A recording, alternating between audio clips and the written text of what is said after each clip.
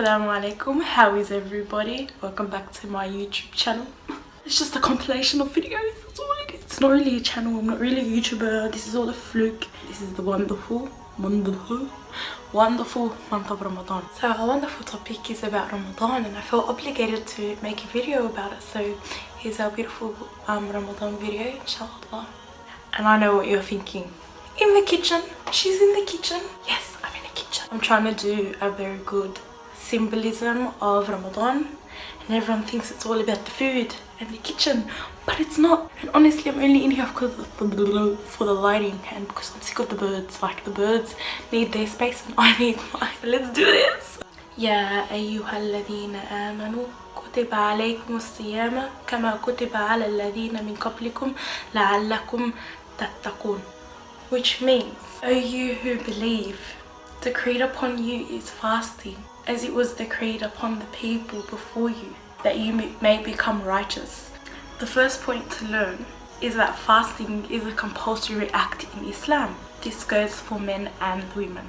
Unless you're sick, and I'm not talking I'm sick, like no, you're sick. Or obviously if you're menstruating, but even if you're menstruating, you need to make that up.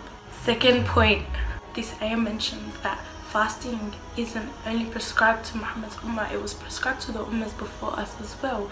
For example, the Jews, they used to fast on Thursday and Monday, and the Christians used to fast their own days as well. Everything in Islam has a door, and the door to closeness to Allah, to worship, is fasting, because Allah attributes it to himself. Also to raise a righteous ummah, you know what I mean, because everyone's fasting together and they're feeling that spiritual connection together. That's why it's so important. Now you need to understand the lighting is going, you know what I mean? You need to understand that our ummah was gifted with beautiful blessings in Ramadan that was never given to any other ummah, and they are 5. Let me tell you what they are. So the first thing, Allah subhanahu wa ta'ala gazes at the heart of a believer on the first night of Ramadan. And if Allah subhanahu wa ta'ala gazes at the heart of the believer in Ramadan, then know that that person is going to be protected by Allah subhanahu wa ta'ala. So on the first night, make sure you're like trying to get close to Allah. You're already starting, which is going to be Friday night, inshallah. Look at that lighting shift, it's crazy. What are you doing? I'm trying to make a video here. The second blessing for our ummah in Ramadan is that all day and all night the angels are making dua for us. They're seeking forgiveness for the believers all day and all night in Ramadan. So imagine that, all day and all night they're asking for us, they're asking for forgiveness for us. Isn't that so beautiful? The third one, we all know that breath of yours. People just be like, you're nasty, that's not nice, but let me tell you, that breath that people complain about, or you complain about, is the most beautiful thing to Allah subhanahu wa ta'ala. It is better to him than musk. Not just musk of the dunya, I'm talking about musk of Jannah. That is why that beautiful breath of fasting, love it. It's the musk, it's beautiful, it's better than Jannah. Not Jannah, Jannah's musk. So embrace that breath, girl. If you nasty, boy, if you nasty, just embrace it, because you know that Allah subhanahu wa ta'ala loves it. That's all that matters. Fourth thing, Allah subhanahu wa ta'ala in Ramadan says every single day to Jannah, right? And remember that the doors of Jahannam are closed. The shayateen are locked up, you know, convict music. They're all locked up, right? And the doors of Jannah are open, and Allah subhanahu wa ta'ala is saying to Jannah every single day in Ramadan, beautify yourself, adorn yourself, you know, make yourself good, look good, because my believers, my righteous fasting believers, will inherit you soon.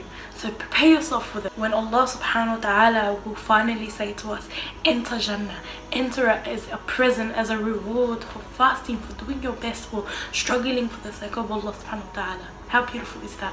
Fifth thing that we are blessed with in Ramadan, on the last night of Ramadan, Allah subhanahu wa ta'ala will give you your due right. You've been working all of Ramadan, you've been working your butt off trying to get close to Allah subhanahu wa ta'ala, trying to build your akhlaq and your iman and whatnot. So Allah subhanahu wa ta'ala is going to come on that night and he's going to be like, I'm going to give you all your due rights, everything you've worked for, I'm going to give it to you. Allah subhanahu wa ta'ala will say, come and I will give you your due right for what you earned this month. Subhanallah, how beautiful is that? Another amazing thing I want you to understand about Ramadan is, even if Ramadan was the only thing that you worked hard for, you tried so hard and you put in all of that effort, then that would probably be enough. And I'm not saying to not do any good after that, like put in good effort, but let me explain to you why. Allah subhanahu wa ta'ala says, al-sawmu li wa ana ajzi bihi. What does that mean? Fasting is for me and I will give reward of it. Allah subhanahu wa ta'ala is attributing your fast, your struggle in fasting, to himself. He's saying that every other deed is for the sake of Allah, but this fasting is for me and I will reward you. Subhanallah. He's saying, in other words, I got this. You fast, I got this. This is on me. I will reward you. Right? And when Allah subhanahu wa ta'ala doesn't say the specific reward, that means that the reward is great, because he's not even going to get into detail. He's like, don't worry, I got you. You just fast and I got the rest. What's amazing about this is, on the day of Judgment Day, when you've wronged people and they're gonna come and they're gonna keep taking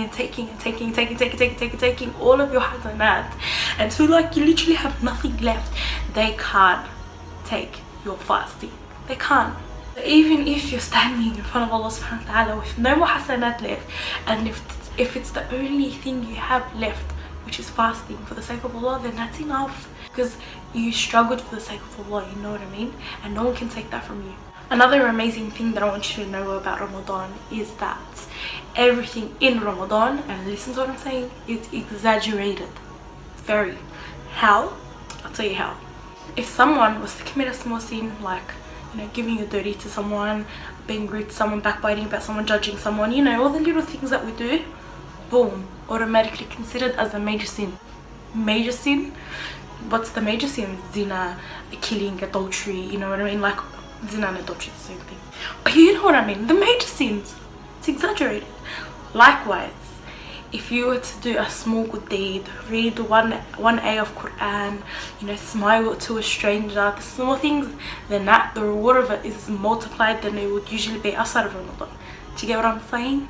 Everything is exaggerated, multiplied, times by 100, 1,000, 1,000,000. The Prophet sallallahu alaihi wasallam, he once was like going onto the minbar. He was on the minbar, and the Sahaba, they heard him say Ameen, Ameen, Ameen 3 times. 3 times.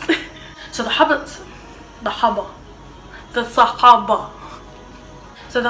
seen that, and they asked him why, like, why did you say Ameen 3 times? So he said to them, Jibreel alayhi salam had come down to me and he cursed 3 types of people, and one of them was the person who Ramadan passes and he didn't gain Allah's forgiveness.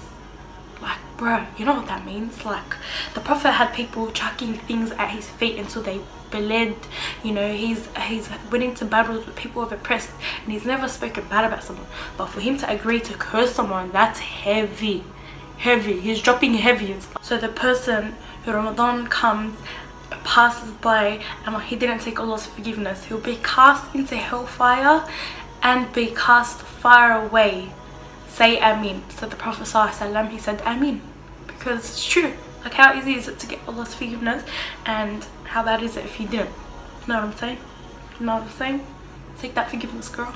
Boy, girl, boy, girl, boy. This video is probably the longest video ever. I don't like long videos. I have a short attention span. I know you too, because we live in an age where you have to have 3-second videos or 7-second vines that you need to laugh, and long videos just like nah, you're nasty. I do hope you benefited from this video. I really want you to focus on Ramadan this month of Ramadan this year, because it's so special. And you know, how many people do we know that have died between last year and now that haven't made it to Ramadan? So many, like, little kids, so many people getting shot and stabbed and dying, and you know what I'm saying, and they never got to make it to this Ramadan, but you did. So many people in their graves right now wishing they can just come back to this, or just so they can make the most of Ramadan, because they know its importance now. Don't be amongst the people who waste Ramadan. Don't. It's only 29 to 30 days. Make the most of it. Get Allah's forgiveness, his remembrance, increase in hasanat, read that whole Quran, do everything that you can to make the most of Ramadan, because you don't know if you're going to make it to the next. Make this as if it's your last Ramadan. Please focus. And know that I love you guys for the sake of Allah. And inshallah, I'll see you next video. Asalaaamu Alaikummm wa rahmatullahi wa barakatuh.